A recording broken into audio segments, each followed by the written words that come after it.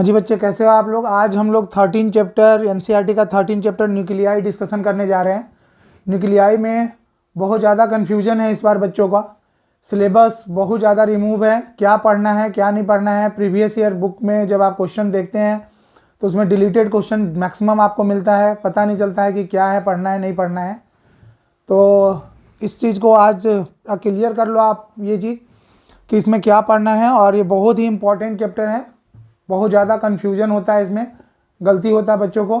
इसलिए आप इस क्लास को देखो बार बार और समझे कि क्या है। तो चैप्टर न्यूक्लियाई हम लोग डिस्कशन करने जा रहे हैं। चैप्टर न्यूक्लियाई में फर्स्ट जो आपको कंसेप्ट जानना है वो कंसेप्ट है आपके पास कि किसी भी एलिमेंट को रिप्रेजेंट कैसे करते हैं। एटॉमिक मास है, और जैसा कि हम लोग जानते हैं कि atomic mass number of protons plus number of neutrons होता है।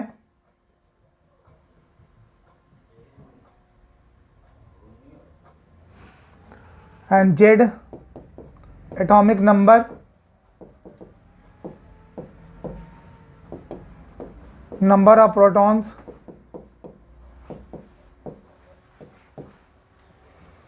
तो जस्ट आपको एक रिप्रेजेंट करने का नॉलेज आपके पास होना चाहिए कि हाउ टू रिप्रेजेंट, और ए है क्या जेड क्या है, इसका कंसेप्ट आपके पास होना चाहिए। नेक्स्ट इसमें जो इंपॉर्टेंट है, यहाँ से क्वेश्चन आना ही आना है न्यूमेरिकल 1 मार्क्स का। ऑब्जेक्टिव भी आ सकता है और 1 मार्क्स में भी क्वेश्चन आ सकता है आपको सॉल्व करने का। ध्यान से आप इस चीज़ को समझ लो कि size of nucleus, size of nucleus से हमें रेडियस से रिलेट करना है। न्यूक्लियर रेडियस, न्यूक्लियर रेडियस का जो रिलेशन है डायरेक्ट आपको पढ़ना है। Radius is directly proportional to atomic mass 1/1/3 power 1/3। R naught constant है, आर नॉट कॉन्स्टेंट का वैल्यू 1.2 इंटू 10⁻⁻50 15 मीटर और 1.2 fermi. Fermi the smallest unit of distance होता है, ये आपको मालूम होना चाहिए। 1 फर्मी को आपको कन्वर्ट कर सकते हैं, किसी अदर चैप्टर में भी ये यूनिट यूज हो सकता है आपको डिस्टेंस के लिए। नेक्स्ट न्यूक्लियर वॉल्यूम के बारे में पढ़ना है, तो volume of nucleus is given by the V equal to 4/3πr³। और डायरेक्टली आपको ये रिलेशन ऑब्जेक्टिव में आ सकता है कि volume of nucleus is directly proportional to atomic mass. A is the atomic mass, अभी हमने डिस्कशन करा। नेक्स्ट आपको न्यूक्लियर डेंसिटी, ये भी क्वेश्चन आ चुका है प्रीवियस ईयर में 2 बार। आपको 1 मार्क्स का ये डेरिवेशन है। 2 मार्क्स वाले क्वेश्चन में होगा सेक्शन बी में।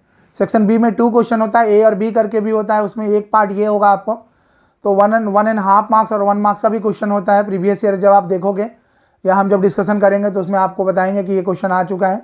लास्ट 222 में भी आया है। तो आप न्यूक्लियर डेंसिटी को प्रूव करना है, तो mass per unit volume of the nucleus is called nuclear density. Nuclear density mass of nucleus, और मास ऑफ न्यूक्लियस में small m is the mass of 1 nucleon. Mass of 1 nucleon, average mass of the nucleon. Nucleon is the collectively called mass of proton and mass of neutron is called nucleon. Mass of proton and mass of neutron equal होता है 1.6 into 10⁻⁻27 kg। Mass of 1 nucleon into mass number, that is called mass of nucleus. ये आपको ध्यान देना है। And volume of nucleus अभी पीछे topic में हमने करा था 4/3πr0a 1/3 पावर क्यू। सॉल्व जब आप करेंगे तो फाइनली आपके पास न्यूक्लियर डेंसिटी का ये रिलेशन आपके माइंड में होना चाहिए। और ये टोटल आपको यदि 1 मार्क्स में डेरिवेशन आता है तो इसी टाइप से आपको लिखना है। ये वैल्यू आपको याद हो ना हो चलेगा, लेकिन आपको ये कंसेप्ट याद होना चाहिए, ये फार्मूला। क्योंकि 3 मास ऑफ न्यूक्लियन कांस्टेंट है, चाहे एलिमेंट कोई भी आप ले लो। 4π कांस्टेंट है, r0 power cube constant value है, इसलिए डेंसिटी। यहाँ पे एक कंक्लूजन है, एक इम्पॉर्टेंट इंफॉर्मेशन है कि डेंसिटी किसी भी एलिमेंट का डेंसिटी ऑफ न्यूक्लियस सेम होगा। ये आपको प्रूव करने को आ सकता है कि ये प्रूव करो कि density of different elements of nucleus remain same, तो आपको ये डेरिवेशन करना है। नेक्स्ट आपको यहाँ पे ये एक एडिशनल मैंने दे दिया है, एनसीईआरटी में भी है और प्रीवियस ईयर में भी है, बट सिलेबस में कंफर्म नहीं है इस बार कि ये आना है, बट आपको नॉलेज होना चाहिए। एक छोटा सा कंसेप्ट है कि depends upon the mass number and atomic number. 3 type में एलिमेंट्स को डिवाइड करते हैं, isotope, isobar and isotone. Isotope के लिए आपको यहाँ लिखा हुआ है कि सेम मास नंबर होना चाहिए एंड डिफरेंट एटॉमिक नंबर होना चाहिए। ठीक है जी, that is isobar. And same Z and different A, that is isotope. And different same number of neutron होगा, A minus Z, A minus Z that is isotone होगा। Example दिया हुआ है कंपटीशन पॉइंट ऑफ व्यू से भी और board में भी, यदि गिवन हो सकता है तो आप उससे ऑब्जेक्टिव में सॉल्व कर सकते हो। मास डिफेक्ट, ये मास डिफेक्ट सबसे ज़्यादा इंपॉर्टेंट टॉपिक है, यहाँ से क्वेश्चन आना ही आना है। आप इस चीज़ को 100% मैं लिख दे रहा हूँ, यहाँ से क्वेश्चन आना ही आना है। आप इस चीज़ को एकदम एश्योर कर लो और इसके कंसेप्ट को समझ लो कि मास डिफेक्ट होता क्या है। मास डिफेक्ट में यहाँ पे आपको डिफिनीशन लिखा हुआ है, आप इसको रीड कर सकते हो और डिफिनीशन भी लिखने को आएगा और इस पर न्यूमेरिकल आना है। Mass of the nucleus of an atom of any elements is always found to be less than the sum of the mass of constituent nucleon. कहने का मतलब इनडायरेक्टली आप समझिए तो सपोज स्मॉल एम यहाँ जो लिखा है मास ऑफ न्यूक्लियस गिवन होगा, ये क्वेश्चन में मास ऑफ न्यूक्लियस गिवन होगा आपको, इसमें कुछ आपको याद नहीं रखना है, just putting the value getting result. Mass of nucleus, ये मास ऑफ न्यूक्लियस है, गिवन होगा। अब मास ऑफ न्यूक्लियस, सपोज ये सोडियम है, सोडियम का न्यूक्लियस आपको मालूम है कि 11 प्रोटॉन और 12 न्यूट्रॉन। आपने 11 proton, Z number of proton, M P is the mass of 1 proton और A minus Z is the number of neutron और M N is the mass of 1 neutron. आप इस दोनों को सम करोगे तो इस दोनों का सम मास ऑफ न्यूक्लियस से ऑलवेज ग्रेटर होगा। तो ये जो डिफरेंस है, ये डिफरेंस इनर्शियल फैक्टर के कारण होता है। आप इनर्शियल फैक्टर का कंसेप्ट पढ़ लिए होंगे 11 क्लास में, बट यहाँ पे उसको एक्सप्लेन नहीं करना है। ऐसा डिफरेंस होता क्यों है ये मैंने बता दिया कि ये जो डिफरेंस है sum of the mass of nucleon to the mass of nucleus का जो डिफरेंस होता है डेट इज मास डिफेक्ट कहलाता है। इसका ये आपको रिलेशन याद रखना है, ये रिलेशन कि Z is the number of proton, M P is the mass of proton, ये भी आपको गिवन होगा क्वेश्चन में। और ये जो गिवन होगा टोटल, आपको टोटल सिग्निफिकेंट फिगर कंसीडर करना है 1.00857, तो टोटल कंसीडर करना है। आप इसमें राउंड अप नहीं कीजिए, आप इसमें कुछ डिलीट नहीं कर सकते हैं। A minus Z number of neutron, M N का वैल्यू गिवन होगा। बोर्ड में क्वेश्चन पेपर के फर्स्ट पेज पे ये सारा डाटा गिवन होता है, mass of proton, mass of neutron और मास ऑफ न्यूक्लियस क्वेश्चन में गिवन होगा। ठीक है जी, तो ये आपको रिलेशन आपको माइंड में रखना है। यहाँ पे लिखा हुआ है एम पी और M N at the rest mass of proton and neutron and M is the mass of nucleus. तो मास डिफेक्ट का यूनिट इंपॉर्टेंट है, एटॉमिक मास यूनिट होता है मास डिफेक्ट का यूनिट। अब इस पोजीशन पे एटॉमिक मास यूनिट को भी डिफाइन करा गया है नॉलेज के लिए, जरूरी नहीं कि पेपर में आए, बस आपको ये याद रखना है कि मास डिफेक्ट का यूनिट एटॉमिक मास यूनिट होता है। और 1 atomic mass unit 1 AMU is equal to 1.6 into 10 power -27 kg होता है। ये आपको यूज़ करना होगा न्यूमेरिकल में। तो मास डिफेक्ट का कंसेप्ट, बाइंडिंग एनर्जी होता क्या है, the amount of energy required to bound the nucleon inside nucleus. It is measure by separating the 2 nucleon very apart so it does not attract each other. ये भी definition ले सकते हैं, या definition आपको यहाँ पे जो लिखा गया है दिया गया है। इस चैप्टर का जो PDF नोट्स है वो आपको डिस्क्रिप्शन में गिवन होगा, आप वहाँ से डाउनलोड कर सकते हो और बेनिफिट ले सकते हो। The neutron and protons are the stable nucleus are held together by the nuclear force and the energy is needed to pull them infinitely apart so that does not attract each other. This energy is called binding energy. Definition ये भी ले सकते हो, या जो definition मैंने बोला वो भी definition आप write down कर सकते हो। Binding energy of nucleus may be defined as the equivalent to the mass defect. अब ध्यान से एकदम इस चीज़ को समझ लेना बहुत अच्छे ढंग से। हमें क्वेश्चन में आप NCERT का क्वेश्चन देखोगे 13.4 और 5, calculate the binding energy of iron 56 given है NCERT क्वेश्चन, इसी फार्मूला पे होगा। जब हमें क्वेश्चन में कोई यूनिट नहीं गिवन है, तो हम हमेशा unit mega electron volt consider करेंगे। यदि हमें क्वेश्चन में स्पेसिफाई है कि binding energy in joule calculate करना है, तभी हम जूल में कैलकुलेट करेंगे। तो यहाँ पे आपको हमने समझाया कि binding energy of nucleus in joule, तो delta M mass defect into C² C the speed of light. ये आपको इक्वेशन फिर से लिख के दे दिया है। क्वेश्चन में न्यूमेरिकल में भी आप फार्मूला जरूर मेंशन करोगे, हाफ मार्क्स मिलता है उस पर, ये आप ध्यान रखना। स्पीड ऑफ लाइट आपको मालूम है, स्पीड ऑफ लाइट के बारे में, दैट इज 3×10⁸ मीटर पर सेकेंड। अब ध्यान से समझिए कि हम बार बार AMU को kg में और स्पीड ऑफ लाइट को स्क्वायर नहीं करेंगे, इसीलिए हमें डायरेक्ट यदि जूल में आता है binding energy of nucleus in joule, तो हम directly delta M binding energy of nucleus in joule में पूछा जाए आपसे, तो डेल्टा एम इंटू 1.1492 इंटू 10⁻11 से इंटू कर दोगे आप, तो डायरेक्ट जूल से सी से और केजी में कन्वर्ट करने की ज़रूरत नहीं होगी, डायरेक्ट आप यूज कर सकते हो। और यदि binding energy of nucleus in mega electron volt, तो आप डेल्टा एम से डायरेक्ट कैलकुलेट कर लोगे डेल्टा एम और 931.5 से इंटू कर दोगे, that is mega electron volt. तो binding energy of nucleus in mega electron volt लिखा हुआ है delta M mass defect into 931.5, mass defect का इक्वेशन लिखा हुआ है यहाँ पे, फार्मूला लिखा हुआ है, into 931.5 in mega electron volt, answer आपका आ जाएगा। बहुत इंपॉर्टेंट है, इस टॉपिक को आप लोग बार बार इसका क्वेश्चन सॉल्व कर लेना। Binding energy of per nucleon, NCERT में एनसीईआरटी चैप्टर 13.4 क्वेश्चन में binding energy of nucleus of iron लिखा हुआ है, लेकिन जब आंसर देखेंगे तो binding energy per nucleon, binding energy per nucleon is equal to binding energy of nucleus upon mass number. तो ये न्यूमेरिकल आना ही आना होता है बेटा जी, आप लोग अच्छे से इसको सॉल्व करेंगे, एनसीईआरटी भी डिस्कशन करेंगे एनसीईआरटी के से, और प्रीवियस ईयर में भी आप क्वेश्चन देखोगे तो इसी पे बेस्ड है। नेक्स्ट क्वेश्चन जो बाइंडिंग एनर्जी से आना है, 100% एक क्वेश्चन बाइंडिंग एनर्जी से आना ही आना है, mass defect and binding energy से एक क्वेश्चन आना ही आना है, 2 मार्क्स और 3 मार्क्स का। यहाँ पे आपको बाइंडिंग एनर्जी कर्व ड्रॉ करने के लिए आता है, ये ड्राइंग आपको समझ लेना है कि किस टाइप से आप ड्राइंग करोगे। ड्राइंग करने का कुछ ना कुछ ट्रिक है, आप समझ लोगे ट्रिक कैसे आप इसको यूज़ करोगे।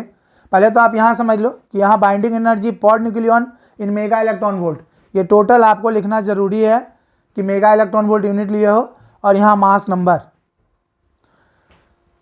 मोस्ट ऑफ द स्टूडेंट क्या करता है, सिंपल बाइंडिंग एनर्जी लिख दिया, बाइंडिंग एनर्जी पर न्यूक्लियन है बेटा, टोटल लिखोगे तभी पूरा मार्क्स मिलेगा।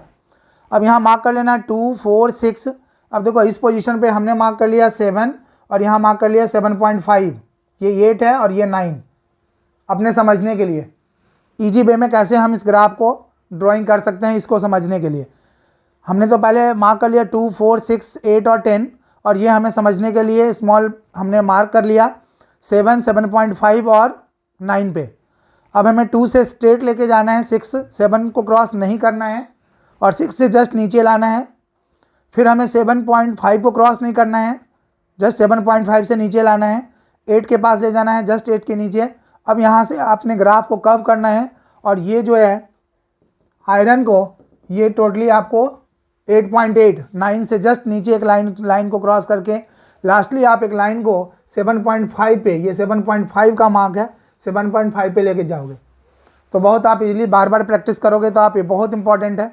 इसमें इस ग्राफ में क्या करना है आपको, hydrogen, helium, lithium, carbon, nitrogen, oxygen, iron और यूरेनियम, इतना एलिमेंट आपको लिखना ज़रूरी है। बीच का एलिमेंट लिखो ना लिखो, इतना एलिमेंट लिखना ज़रूरी है आपको। इसमें आपको, अब हम क्या कर लेंगे, यहाँ पे मार्क पहले नहीं करेंगे, जब ग्राफ ड्रॉ करने के बाद आयरन के जस्ट पहले एक लाइन हम मार्क कर लेंगे, और यहाँ 50 इक्वल गैप दे करके 100, 150, याद रहे कि यहाँ पे 238 है, तो उससे पहले हमें 250 आगे और 200।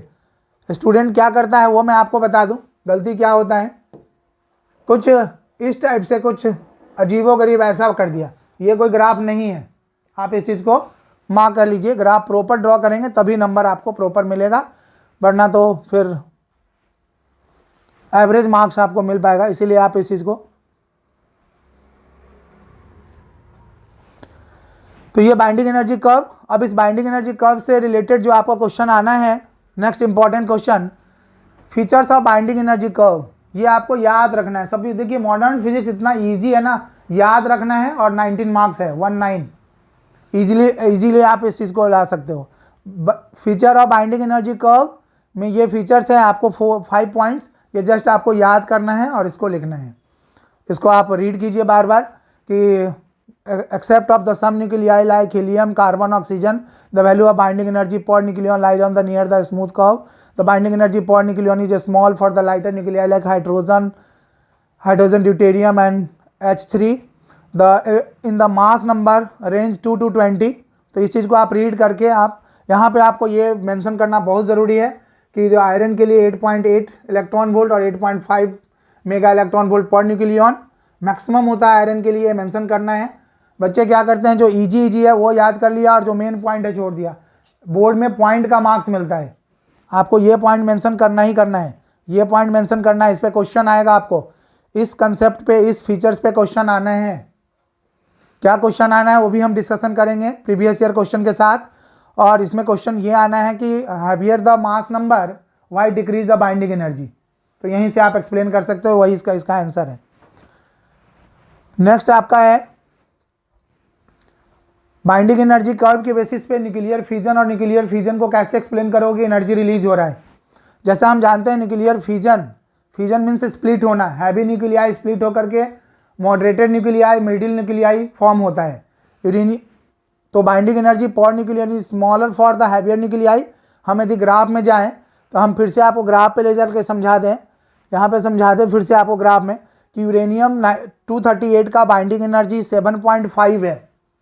जब ये स्प्लिट होगा तो हमारा एलिमेंट इस अकॉर्डिंग मिडिल साइड में इस पोर्शन में इंक्रीज होगा, तो इधर बाइंडिंग एनर्जी इंक्रीज हो रहा है। इसी को हमने एक्सप्लेन करा है कि यूरेनियम का बाइंडिंग एनर्जी 7.5 है। यूरेनियम स्प्लिट होकर के मिडिल न्यूक्लियाई बनता है, तो मिडिल न्यूक्लियाई का बाइंडिंग एनर्जी इंक्रीज होगा, और बाइंडिंग एनर्जी इंक्रीज होगा तो एनर्जी रिलीज करेगा। इसी चीज़ को हमें स्टेटमेंट वाइज लिखना है।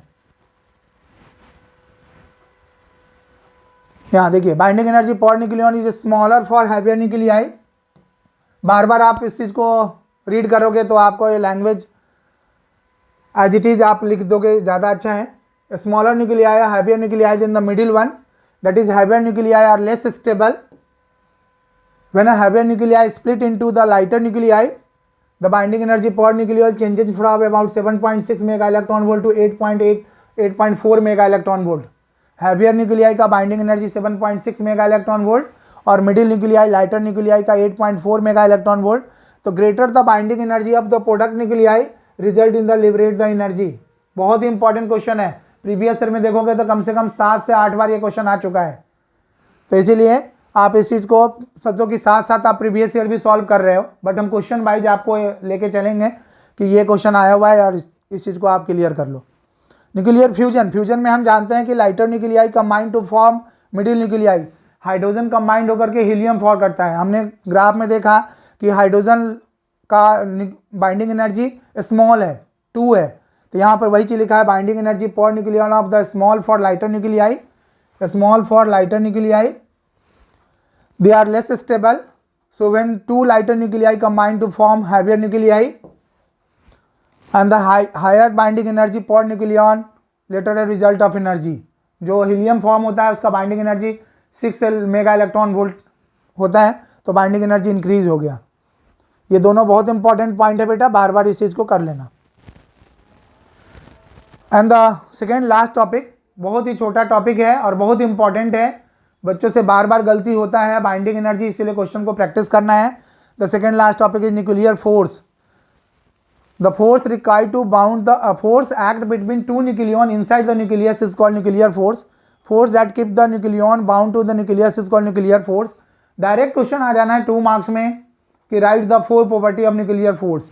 तो ये properties of nuclear force given है। Nuclear force are the short range force, only 10⁻⁻15 range में ये वर्क करता है। Nuclear force are the strongest force in nature, they are the attractive force and cause stability of the nucleus. These force are the charge independent and nuclear force are the non central force. अब यहाँ पे एक concept और है nuclear force का बहुत important, कि nuclear force आपको पूछ देगा कि न्यूक्लियर फोर्स का किस रेंज में अट्रैक्टिव नेचर होता है और किस रेंज में रिपल्सिव नेचर होता है, ये एक्सप्लेन करो। तो न्यूक्लियर फोर्स का attractive and repulsive nature distance पे डिपेंड करता है बिटवीन द 2 न्यूक्लियन। यदि 2 न्यूक्लियन का डिस्टेंस लेसर देन 0.8 फर्मी है, 8 फर्मी लेस देन 0.8 फर्मी, तो that is repulsive force nuclear force, और ग्रेटर देन 0.8 फर्मी है तो अट्रैक्टिव फोर्स होता है। ये ग्राफ से आपको एक्सप्लेन किया गया हुआ है, potential energy versus distance graph. Minimum potential energy 100 mega electron volt होता है और मिनिमम पे आपको 0.8 फर्मी, तो इस चीज़ को आपको एक्सप्लेन करा गया है, वही चीज़ लिखा हुआ है जो चीज़ मैंने आपको समझाया है, आप इस चीज़ को पढ़ लोगे। नेक्स्ट है न्यूक्लियर रिएक्शन। अभी मैं देख रहा हूँ कि स्कूल के पेपर में भी और सैम्पल पेपर में भी न्यूक्लियर रिएक्शन से energy release in nuclear reaction question आता है बार बार। As for example suppose uranium 238, बच्चे बोलते हैं कि सर ये अल्फा डीके का क्वेश्चन है। नहीं, अल्फा डीके का क्वेश्चन नहीं, अल्फा डीके नहीं पढ़ना है, अल्फा बीटा का डिसइंटीग्रेशन नहीं पढ़ना है, बट ये रिएक्शन है, एनर्जी कैलकुलेट करना है। 234 90 प्लस हीलियम 4 और 2 प्लस एनर्जी रिलीज। अब सपोज इस रिएक्शन में आपको बोल देगा क्यू का वैल्यू, क्यू एनर्जी है, एनर्जी रिलीज। आपको कुछ नहीं करना, बहुत ही ईजी है। आपको क्वेश्चन में mass of nucleus of uranium given होगा, that is 2.38 238 point something 00 and something given होगा। एएमयू में गिवन होगा, यू में गिवन होगा, आप एनसीईआरटी जब सॉल्व करेंगे देखेंगे। Mass of nucleus of thorium भी गिवन होगा 234 पॉइंट समथिंग 0048, और मास ऑफ हीलियम भी गिवन होगा। 4 एग्जैक्ट नहीं लेना है, जो डाटा गिवन हो उसी को कंसीडर करना है।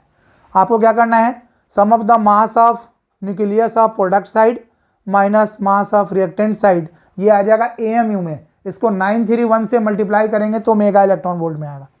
यही चीज़ यहाँ समझाया गया। क्यू वैल्यू, ये देखिए energy release in Q value बहुत इंपॉर्टेंट है। एनसीईआरटी का नंबर के साथ में बताऊंगा कि क्वेश्चन है इस पर। Mass of reactant minus mass of product into C² joule, और mass of reactant minus mass of product in AMU. AMU को फिर से 931 से इंटू करोगे तो आप मेगा इलेक्ट्रॉन वोल्ट में एनर्जी रिलीज होगा। अब यहाँ पे भी आपको बताया गया है, क्वेश्चन भी एनसीईआरटी में है। ये सब कंसेप्ट आपको कंपटीशन में भी मिलना है। आपको रिएक्शन से ही आपको बताना होगा कि एक्सोथर्मिक है या एंडोथर्मिक है। क्यू का वैल्यू जो एनर्जी निकालोगे लेस देन 0 है तो डेट इज एंडोथर्मिक, और क्यू का वैल्यू ग्रेटर देन 0 है तो एक्सोथर्मिक। ठीक है जी। तो इसमें आपको एनसीईआरटी का एग्जाम्पल है, आप देखोगे तो इस पर सेम कंसेप्ट पे क्वेश्चन है, और प्रीवियस ईयर क्वेश्चन में भी गिवन है। तो ये न्यूक्लियाई का इस पर बहुत इंपॉर्टेंट क्वेश्चन भी हम लोग डिस्कशन करेंगे।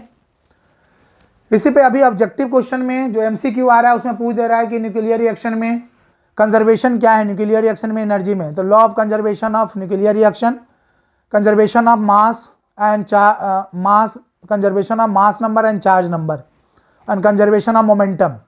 ये टोटल आपको देख लेना है। कंजर्वेशन ऑफ एनर्जी, ये तो इट मीन्स कि conservation of all the above. ऐसा क्वेश्चन अभी स्कूल में आया था, और क्वेश्चन बार बार ऑब्जेक्टिव में ऐसा पूछता है कि न्यूक्लियर रिएक्शन में कंजर्व क्या क्या है, मास नंबर भी, चार्ज नंबर भी, मोमेंटम भी और एनर्जी भी। ठीक है जी। तो ये लास्ट कंसेप्ट ऑब्जेक्टिव के लिए, इस पर कोई न्यूमेरिकल नहीं है।